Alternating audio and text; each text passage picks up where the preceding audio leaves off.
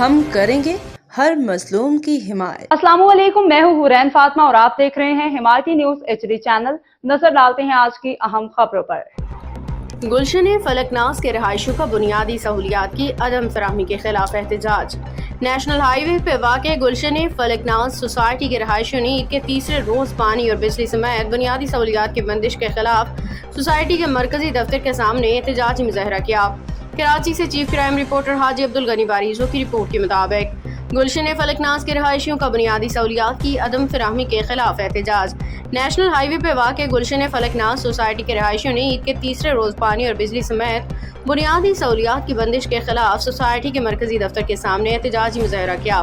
احتجاجی مظاہرے کی قیادت عامر لاکیر، عبداللطیف سومرو، آصف سومرو، جہانزیب خان، زہیب شیخ، علی بخش انصاری اور دیگر نے کی۔ مظاہرین کے ہاتھوں میں بینرز اور پلیکارڈز تھے جبکہ وہ انتظامیہ کے خلاف شدید نعرے بازی کر رہے تھے۔ احتجاج کے باعث انتظامیہ نے دفتر کو تالے لگا دیے۔ رہائشیوں کا کہنا ہے کہ وہ عید کے دوسرے روز سے پانی، بجلی اور دیگر بنیادی سہولیات سے محروم ہیں۔ انہوں نے الزام عائد کیا کہ متعدد احتجاج اور مظاہروں کے باوجود انتظامیہ نے مسائل کے حل کے لیے کوئی مؤثر اقدامات نہیں کیے۔